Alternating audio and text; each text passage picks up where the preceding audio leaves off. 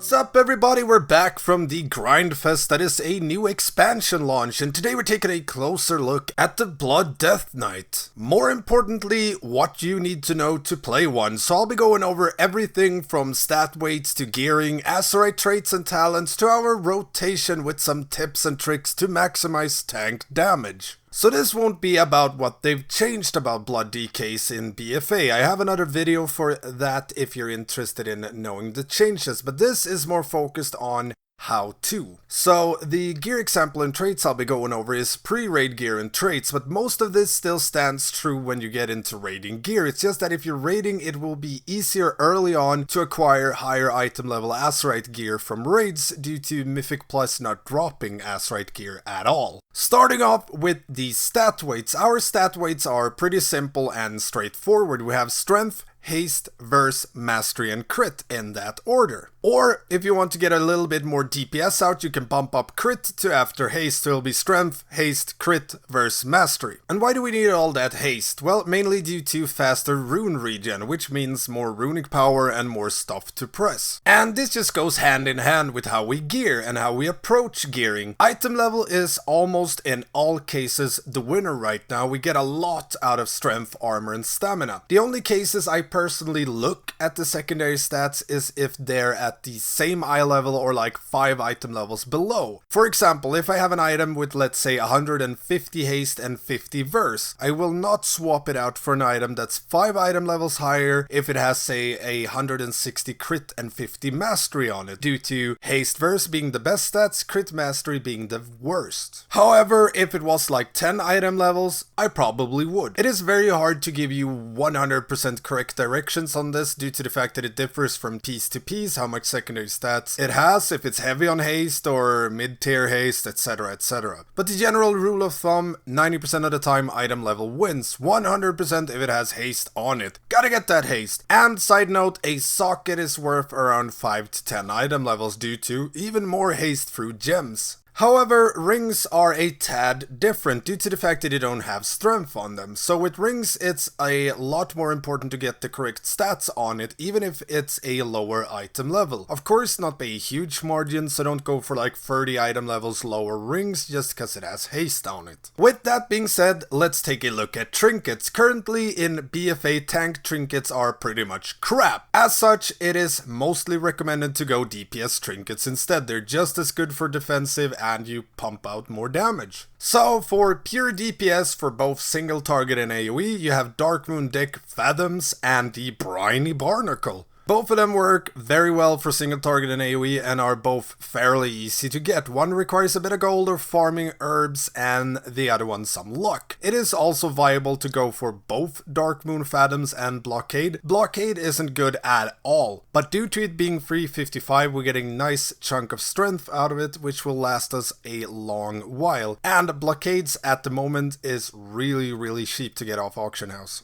But if you want a more defensive approach to trinkets, you can go for Jess Howler, which gives you a nice chunk of verse on use and shares some with your teammates, which is pretty good for dungeons. And you have the Lingering Spore Pods, which gives you more AoE damage and a bit of healing on proc. And you have Razan's Gleaming Eye for a nice haste proc. But again, Darkmoon trinkets are easy to acquire and gives us a lot of strength and a good proc. As for enchants and gems, mainly go for haste and more haste, making one of your gems the strength one. For the weapon, Fallen Crusader, you have strength proc, which increases our mitigation, and the heal you get from it is very good. Moving on, let's take a look at the Azerite gear and traits. Again, these are pre-raid gear. Getting the raid Azerite traits changes this a little bit, due to some of them being pretty amazing, like the Laser Matrix. So let's take a look at what traits to go for if you want to pull off great single target damage. For the outer ring, we have Thunderous Blast. Unless this gets nerfed, which it might get because it's just insane, then this is our top choice. Then you have Razan's Fury. Although not as good as Thunderous Blast, it still pulls off some hefty numbers. Dagger in the Back, almost equally as good as Razan's, however its value goes up if you're able to attack targets from behind, which is a bit tricky as a tank. and Filthy Transfusion, which is still on par with Resonance and Dagger, but has the added bonus of healing you a bit as well. If possible, try and get your hands on Thunderous Blast traits. They are above and beyond at the moment.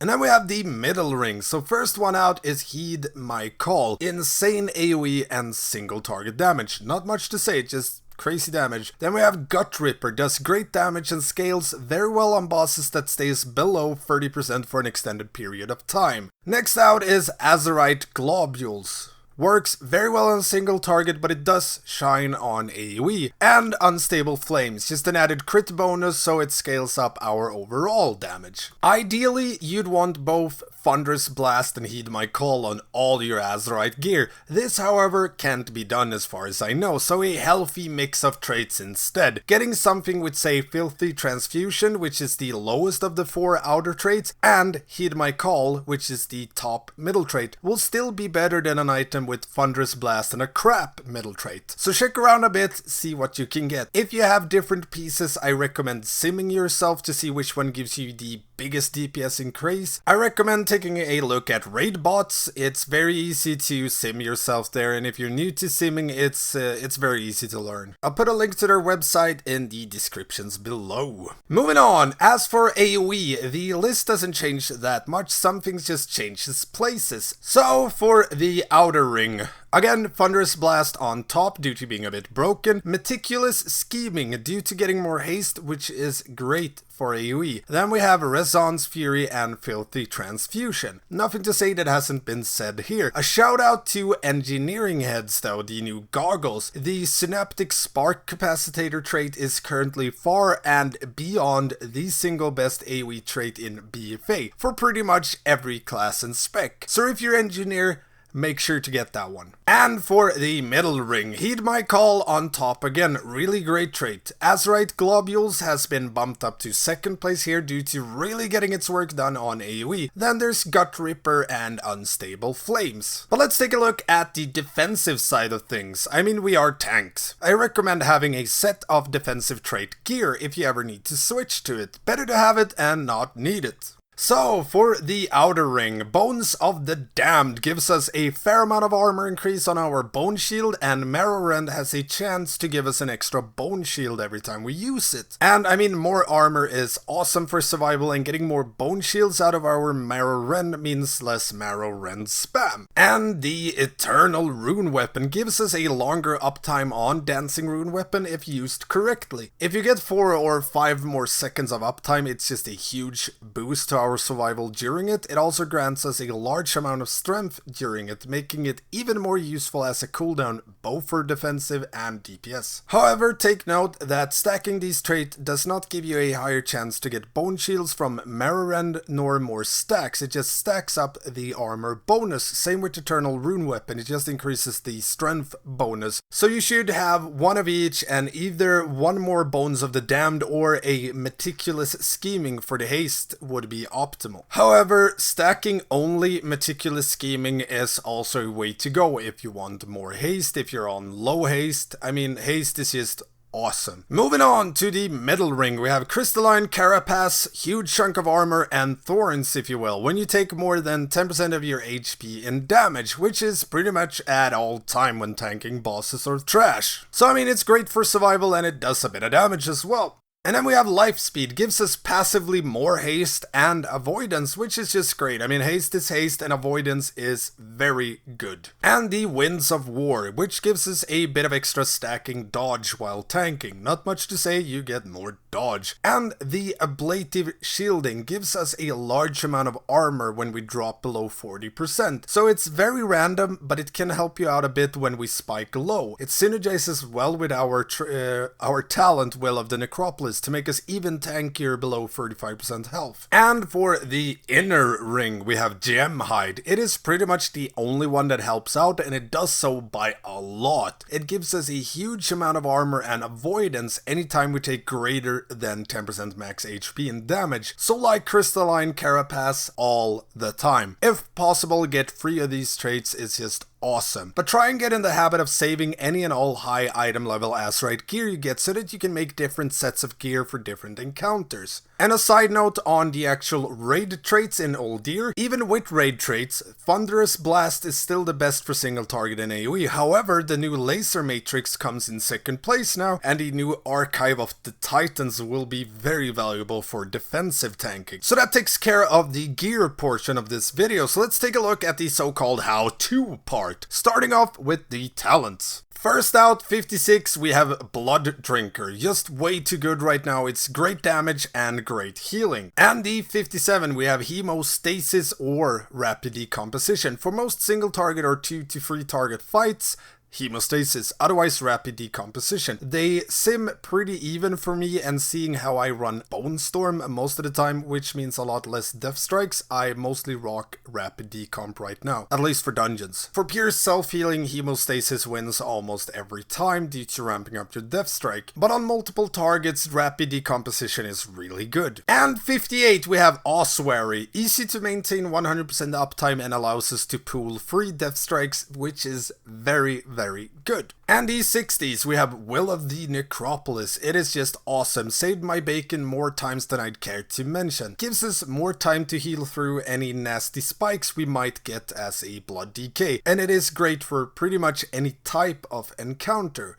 And the 75, it is pretty much whatever. Grip of the Dead is really good for dungeons, but if you have great slows in your group, any other talent is fine. I personally go for Grip of the Dead most of the time though. And this is due to the fact that it roots them in place for the first second, or well, almost roots them in place, 90% slow for the first second, so it helps out with kiting and oh shit moments. And the 90s, we have Bloodworms. It is up and above the rest in terms of both healing and DPS, plus it's Bloodworms, I mean, enough said. And for the last row, we have Bone Storm for dungeons and Purgatory for single target progression. There's a lot of debate here as to when to use what, but for me, so far, Bone Storm has been too damn good. It does insane damage and you can't die during it. Well, pretty much. Going for big pulls and popping it at 100 runic power, you just heal like a god during it. Sure, it takes a bit getting used to because you want to have it up as soon as possible for larger packs. Best tip I can give you is plan ahead in dungeons. If you're finishing off a pack and you know there's a large pack after it, start pulling that runic power on the last percent of the mob so that you're able to use it right off the bat as you pull them all together. But it really only shines on AoE. For single target, it is pretty so and so. So for bosses without AoE, I'd go for Purgatory, at least for progression. Red Thirst, if you want your Vamp Blood more often, I mean, it is very good as well, but Purgatory is just a safe way to go for progression.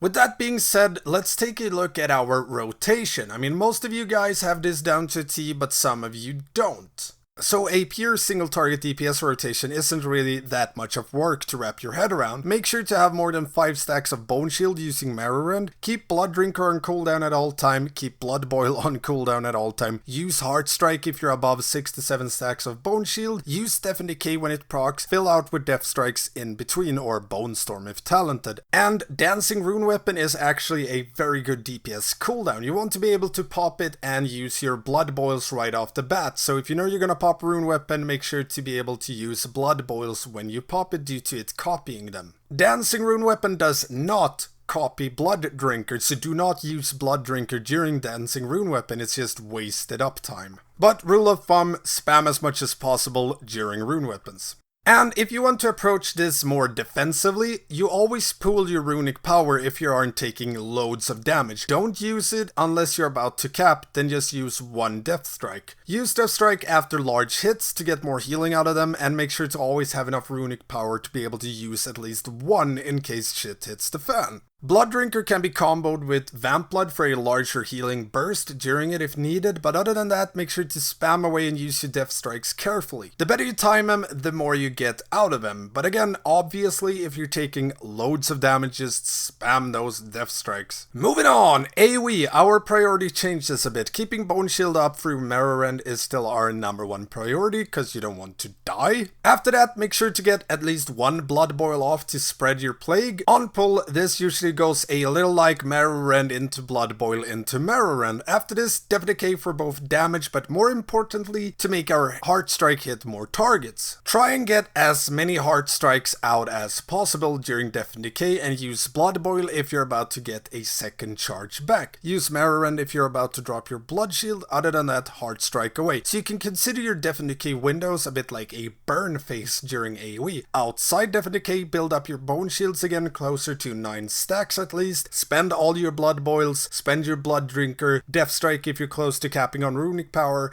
use Death Decay again when off cooldown, and start the Heart Strike spamming once more. If you run with Bone Storm, the way you approach it is 100% the same, but as soon as you reach 100 Runic Power, if the targets aren't about to die, you pop Bone Storm, then continue with whatever you're doing. But as with all tanks, the best rotation you can ever have is knowing what fights you're getting into, what the trash does, what the bosses does, so you can plan accordingly. So it's hard to just keep a single target or AoE rotation 100% of the time, because it changes due to your damage intakes, due to what happens and stuff like that, but it's a good guideline to follow. Moving on, we have Consumables. For dungeons, use the new fried bombs that engineers can make. They are usable even if you aren't an engineer yourself, and they do an absolute shit ton of crazy damage. Other than that, Potion of Bursting Blood is great for pure single target damage. Battle Potion Strength, if you want both damage and survival from your potion, works on both single target and AoE. For flasks, you want to go for Undertow, which is the strength one. Again, it gives us more armor for our Bone Shield and more damage done. And always keep a handful of coastal healing potions in your bags. And if you want to try hard, the new Lightfoot potion is crazy good. It helps you out with doing big pulls in dungeons, or to get the fudge away from packs if you're about to die. And for food, feasts are the best food, but if you aren't rocking feasts for everything, go for haste food like the new Swamp Fish and Chips. Sounds delish. So the Blood DK right now is an absolute beast in dungeons, crazy self-healing and grips for days. Loads of utility due to the slow from Grip of the Dead talent and due to our single target and mass grips, and we can pump out some serious numbers in dungeons, which is awesome. So if you're looking for a tank for Mythic Plus, right now my money's on the DK. They are just so strong, and again, you cannot argue with the power of grips and self-sustain. I've said it before and I will continue to say it. On top of this, they can take a lot of punish. They have a great toolkit, and believe it or not, they're very good at kiting. Due to Grip of the Dead effectively roots most enemies for the first 2 seconds, and due to Blood Plague and Death and Decay, we're able to keep doing a lot of fret and damage even when we're kiting, which is a huge bonus what with the fret nerf and all. All in all, Blood DKs are looking great. Sure, sometimes we have nothing to do because of the slow rune regen, but the more I play, the less of an issue that becomes. And that's pretty much it for this take on the BFA Blood Death Knight. Hope this helped some of you out with the BFA blood tanking. If you have any questions at all, make sure to hit me up in the comments below. I try to answer any and all questions as well as I can. And as always, if you like these kind of videos, make sure to hit that subscribe button, leave me a like, and ring that notification bell and switch it to all. Thanks for watching, and I will see you next time.